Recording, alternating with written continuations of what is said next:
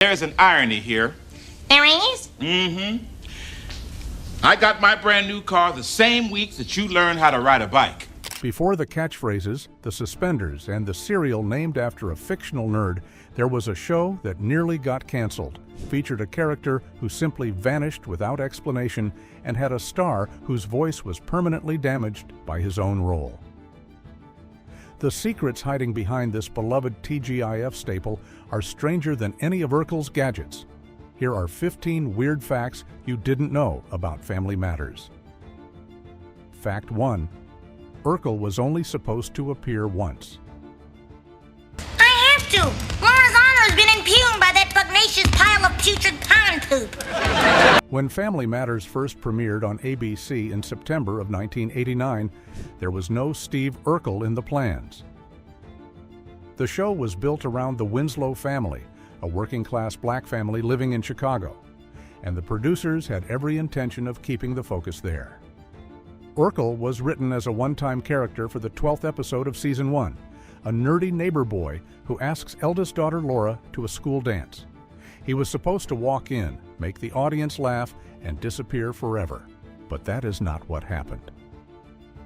The audience response to 13-year-old Jaleel White's performance was immediate and overwhelming. White had created something unusual, a high-pitched, clumsy, lovesick nerd who was somehow both ridiculous and endearing at the same time. He drew inspiration from comedic characters like Martin Short's Ed Grimley and Pee Wee Herman, though, as White later noted in his memoir, Growing Up Urkel, nobody ever guessed his references because they were white comedic figures and nobody expected a black kid to be channeling them. After his first appearance, White was quickly written into the following episode, then the one after that. Several scripts that had already been completed were hastily rewritten to include him, and new opening sequences were filmed for earlier episodes just to give audiences more of the character they were already talking about. By the time Season 2 rolled around, Jaleel White had gone from guest star to main cast member. What started as a one-episode appearance ultimately turned Steve Urkel into the face of the entire show, and one of the most recognizable characters in 1990s television history. White later reflected that Urkel became, in his own words, the linchpin for the show, the unpredictable energy that kept everything in motion. Fact 2. The show almost didn't survive. Season 1. You can see my dad. Whoa, I'm being pushed back in. Before Steve Urkel arrived, Family Matters was not doing well. When the series debuted in the fall of 1989, it was received with mixed reviews at best. Critics found the storylines generic, and many viewers agreed. The show was a spin-off of Perfect Strangers, focused on the Winslow family and their everyday lives in Chicago. But the early episodes failed to stand out from the crowded landscape of family sitcoms airing at the time. Ratings were low enough that the network began to take notice for the wrong reasons. According to the Family Matters fan wiki and various retrospective accounts from people connected to the show, the series was genuinely on the verge of cancellation during its first season. It had not yet found its identity, and audiences were not giving it a strong enough reason to keep tuning in. The show was described by more than one observer as feeling like little more than a standard, unremarkable family sitcom, the kind that comes and goes without leaving much of a mark. Everything changed midway through the season when Urkel appeared in episode 12. Almost immediately, critics who had been lukewarm on the show began revising their opinions, noting that it had finally found its footing. The ratings started to climb. The network, which had been considering pulling the plug, now had a reason to stay patient. Urkel was not just a funny character, he was a lifeline. Without him, the show almost certainly would not have made it to a second season, let alone the 9 seasons and 215 episodes it ultimately produced. It is one of the more remarkable turnarounds in television history. A single guest character, introduced just to fill out a plotline, ended up saving the entire show from an early and quiet death. Fact 3. Judy Winslow simply ceased to exist. Look, there's nothing going on here tonight, so we have the house all to ourselves. For the first 4 seasons of Family Matters, the Winslow family had 3 children, Eddie, Laura, and Judy.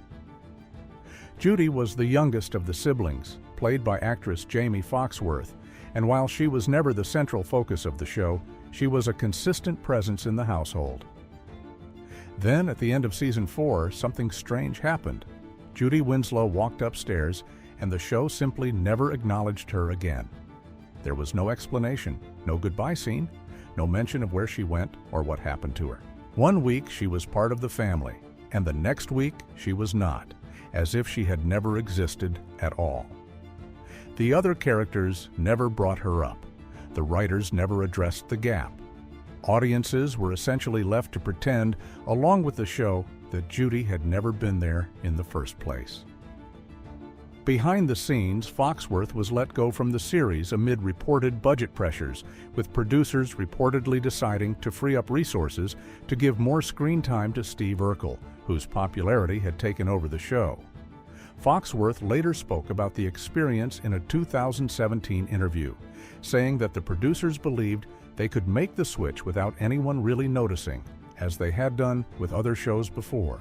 She was not invited to an Entertainment Weekly reunion photo shoot in 2017, which further highlighted how thoroughly she had been erased from the show's legacy. It remains one of the more unusual casting decisions in sitcom history, not because the character was written off, but because she was written off without even a single line of acknowledgement, leaving a visible hole in a family that the show otherwise treated as its emotional center. Fact 4. Urkel's iconic glasses were a dentist's eyewear. Urkel, don't you ever knock.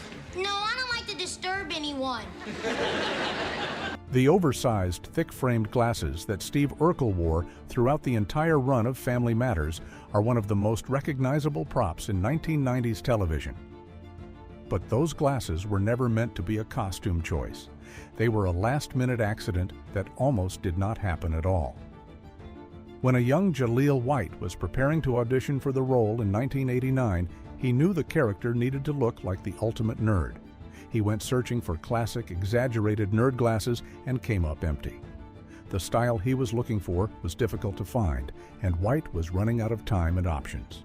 At some point during this search, his father, Michael White, a dentist, handed his son the protective eyewear he used during dental procedures to shield his own eyes from bright lights. The glasses were bulky, unflattering, and completely out of place on a teenager. They were, in other words, absolutely perfect. White brought them to the audition, and the creative team loved them immediately. The glasses became a permanent fixture of the character from that point forward, appearing in every single season of the show's 9-year run. Alongside the hitched-up suspenders and the high-water pants, those glasses became shorthand for the entire character, instantly recognizable to anyone who grew up watching the show. What is remarkable about the story is how close things came to going differently. If White's father had not happened to have those glasses on hand, the visual identity of one of television's most iconic characters might have looked entirely different. Instead, a pair of dental protective eyewear accidentally helped create a pop culture legend. Fact 5. Playing Urkel physically damaged White's voice. You win. I'll never come over to your house again. Well, no, I don't want that. One of the most defining features of Steve Urkel was his voice, a high-pitched, nasal, unmistakable sound that became as iconic as the suspenders and the glasses. What most viewers never knew while watching the show is that maintaining that voice for years on end was doing real lasting damage to Jaleel White's actual vocal cords. During puberty, a time when a young person's voice is especially vulnerable and still developing, White was spending long hours every week speaking at an unnaturally high pitch for extended periods of time. A doctor who examined him later explained that the sustained use of that pitch during such a critical developmental window caused genuine physical damage to his throat. The vocal strain was not just temporary soreness from overuse, it altered the way his voice developed. White has spoken about this in interviews over the years, noting that the damage was significant enough to be medically documented. He has described the condition as being in remission as an adult, suggesting it is something he continues to manage rather than something that fully resolved on its own. The creation of Urkel's alter ego, Stefan Urkel, in Season 5 was actually partly a practical solution to this problem. Stefan spoke in a completely normal voice, which gave White regular relief from the Urkel pitch and allowed his throat some recovery time between episodes. Without that creative workaround, the vocal strain may have become far worse. It is an odd and uncomfortable detail that sits beneath one of the most beloved comedic voices in television history. A reminder that maintaining a character audiences found delightful came at a real physical cost to the person performing it. Fact 6. Urkel's clothes got baggier to hide White growing up. Hey, big guy. Did you have any luck finding that thug Lakovsky? No, Steve, I'm afraid not. Jaleel White was 13 years old when he first appeared as Steve Urkel, and he spent the better part of a decade playing the character. That meant the show had to deal with something no amount of scripting could prevent. The actor was growing up in real time, and the character was not supposed to. White made deliberate personal choices to slow down the visible signs of aging as much as possible.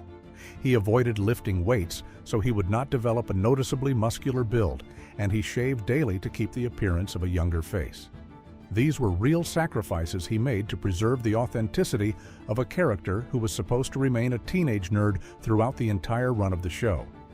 He later reflected on this period in a Vanity Fair interview, saying he had been retarding his own development as a man in order to keep the character believable. On top of White's personal efforts, the costume department played a key role as well.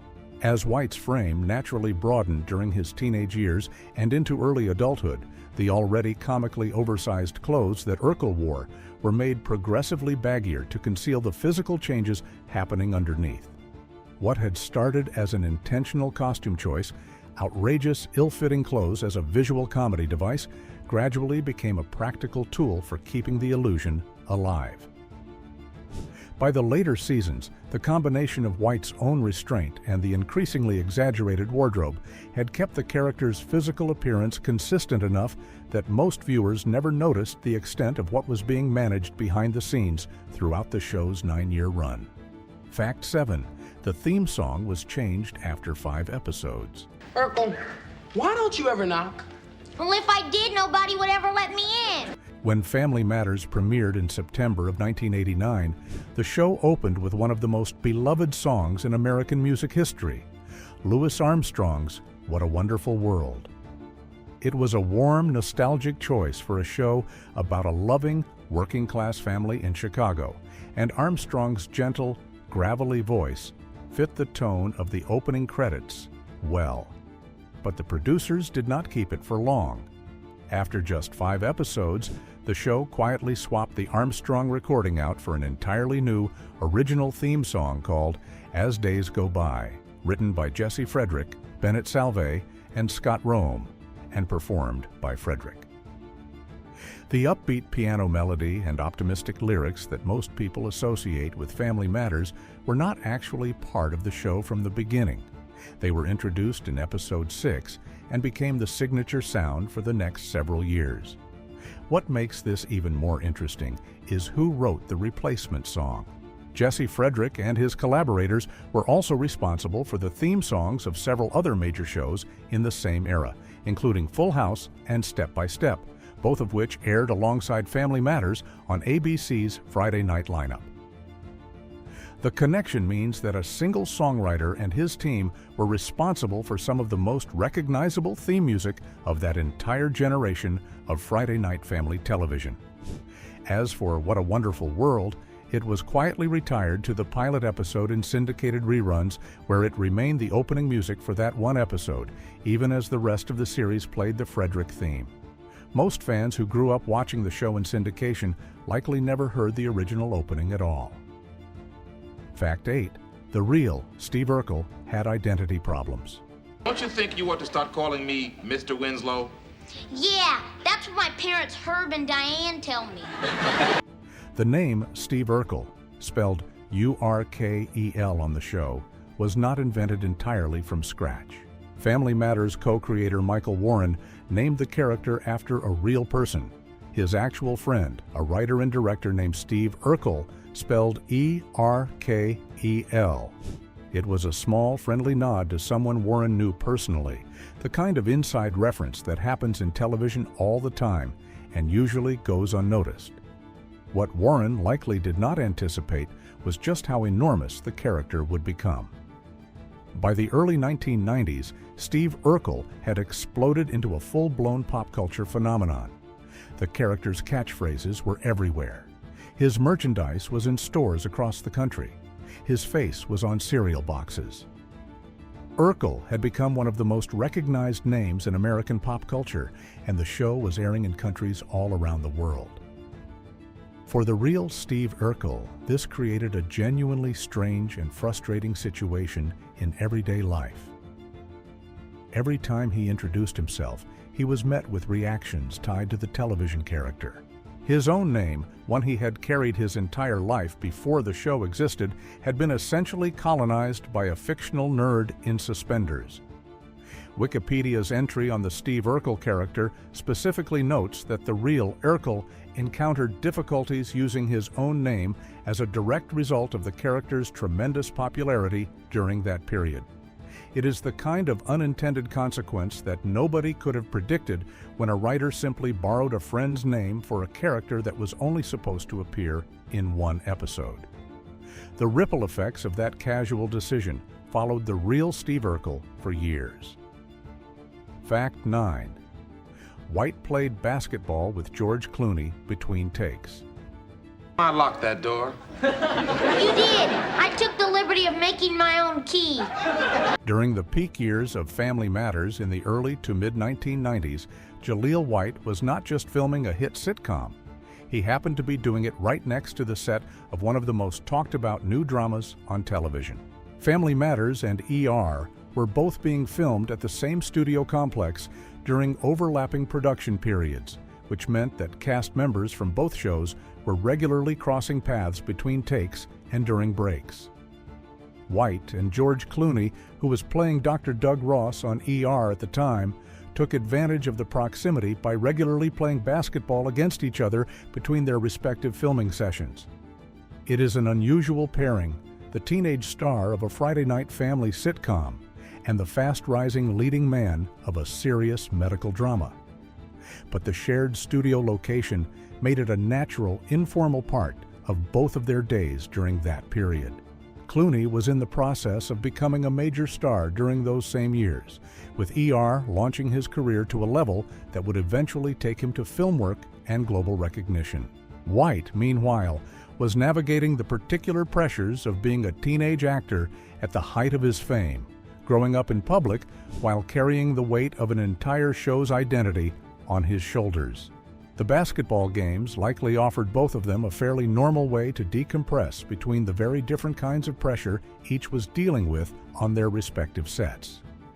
It is a small, offhand piece of trivia, but it captures a moment in television history when two very different shows and two very different actors at very different stages of their careers happened to be occupying the same physical space at the same time. Fact 10. Urkel almost made White the target of physical violence. I've been practicing. Watch this. By the time Family Matters moved from ABC to CBS for its 9th and final season in 1997, tensions on set had been building for some time. The show that had originally been designed around the Winslow family had long since become primarily focused on Steve Urkel, and not everyone in the cast was comfortable with that shift. Jo Marie Payton, who had played Harriet Winslow since the very first episode, had wanted to leave the show for years, but was held in place by her contract. The breaking point came in what would turn out to be Payton's last regular episode. During production, Jaleel White, who was playing a gangster variation of the Urkel character in that episode, rather than the usual nerdy version, attempted to include material that the network's broadcast standards and practices department had not approved. The dispute over the content escalated quickly and moved beyond a professional disagreement. According to the Wikipedia entry on the series, the confrontation between White and Peyton became heated enough that fellow cast member Darius McCrary, who played Eddie Winslow, had to physically step between the two to prevent the situation from going any further. Peyton did appear in one more episode after that, a Christmas special that also brought back several other former cast members, but it served effectively as her farewell to the show. After that, actress Judy Ann Elder quietly stepped into the role of Harriet Winslow for the remainder of the season. The incident stands out as one of the more dramatic behind-the-scenes moments in a show that, on the surface, presented itself as a warm and lighthearted family comedy every single week. Fact 11. Mom was replaced midway through the final season. I like this stuff. It's old and comfortable, just like us. Speak for yourself, Grandpa. Jo Marie Peyton had been the heart of Family Matters from the very beginning. Her character, Harriet Winslow, was actually one of the main reasons the show existed at all. Harriet had been a recurring character on Perfect Strangers, the ABC sitcom that Family Matters was spun off from, and she was the anchor around which the new show was originally built. Peyton played the role for the entire run of the series on ABC, through all 8 of those seasons, and then into the 9th season on CBS. But Peyton had not wanted to continue for quite some time before she finally left. By the time the show moved to CBS in 1997, she felt strongly that the series had already peaked, and that staying on had become more of an obligation than something she genuinely wanted to do. Her contract had kept her in place, but a specific clause in her CBS deal gave her a way out. That clause allowed her to exit the show after the first half of season 9, once a certain number of episodes had been completed. After the on-set incident with Jaleel White, Peyton appeared in the Christmas special and then was gone. Actress Judy Ann Elder, who had a completely different look and energy than Peyton, stepped in as Harriet Winslow for the final 8 episodes of the series. The transition happened without any explanation offered to viewers. The character of Harriet continued as if nothing had changed, with an entirely different actress in the role during the final stretch of a show that had been on the air for nearly a decade. For longtime fans who had grown up watching Peyton play the character, the swap was jarring, a quiet but significant change at the very end of a very long run. Fact 12. Judy Winslow was a different actress in the pilot. Steve, I don't even have time to be me. Great! Maybe I'll stay a while. Most viewers who remember Judy Winslow remember Jamie Foxworth in the role, the young actress who played the youngest Winslow child for the first 4 seasons before the character was quietly dropped from the show. But Foxworth was not actually the first person to play the character. In the very first episode of Family Matters, the pilot, titled The Mama Who Came to Dinner, Judy Winslow was played by a different actress entirely, a young performer named Valerie Jones. Jones appeared in that single pilot episode, and then Foxworth took over the role for every subsequent appearance the character made. The switch happened between the pilot and the second episode, and no explanation was ever offered for the change. This kind of casting swap is not unheard of in television. Pilot episodes are often considered something of a testing ground, and adjustments to the cast before a full season gets underway are fairly common. But it does mean that the very first version of a character who would go on to appear in dozens of episodes over 4 seasons was played by someone entirely different from the actress audiences eventually came to associate with the role. It also adds a layer of additional strangeness to Judy Winslow's overall story. A character who would eventually vanish from the show without explanation, never to be mentioned again, had also quietly replaced her original actress before most viewers even knew the show existed. Judy Winslow's entire arc on Family Matters, from an opening night casting swap to a silent disappearance 4 seasons later, is one of the more peculiar character histories in the run of the show. Fact 13. The show spawned an actual branded cereal. I can't! It's my parents' bridge night and I'm not allowed near their friends. By the early 1990s, Steve Urkel had achieved a level of pop culture saturation that went far beyond what anyone had expected from a character who was originally supposed to appear in one episode. The character had become so widely recognized, so embedded in American popular culture, that he had crossed over from television personality to full-blown commercial brand. And that brand was being sold in grocery stores in the cereal aisle. Urkelos was a real product, a limited edition breakfast cereal sold under the Urkel name, featuring the character's image on the packaging. It joined a wave of merchandise that included a talking Steve Urkel doll, trading cards, lunchboxes, t-shirts, posters, and a Milton Bradley board game called Do the Urkel, based on the Urkel dance that had originated in a Season 2 episode. The level of merchandising around a single sitcom character from a network family comedy was remarkable, more characteristic of a major film franchise or a cartoon property than a live-action Friday night sitcom. The serial in particular has become a touchstone of 1990s nostalgia, frequently referenced in discussions of the era's pop culture and the kind of product tie-ins that defined that period of American television. It also stands as a lasting symbol of just how completely Urkel had taken over the identity of the show. A character who was introduced as a one-time joke had grown so large that his face was on a box you could buy at the supermarket, right next to the cornflakes and the orange juice, while the show he had originally appeared on as a guest continued to air every Friday night. Fact 14. White was originally cast as Rudy on The Cosby Show. And I'll just stick around and stare at the real thing. Long before Jaleel White ever put on Urkel's suspenders and glasses, he came extremely close to landing a major role on an entirely different show, one that might have put him on a completely different path and changed television history in the process. In 1984, 5 years before Family Matters debuted, a young Jaleel White auditioned for The Cosby Show. At the time, the youngest Huxtable child, we eventually named Rudy, was being conceived as a boy. White was among the candidates auditioning for that role, and according to multiple accounts, he was considered a strong contender. The audition session, which White has described as lasting 5 or 6 hours and taking place in a room that included NBC President Brandon Tartikoff and Bill Cosby himself, was an intensely emotional experience for a young child. When the producers came out at the end of the session to tell children and their parents who had been selected, White was not among those chosen.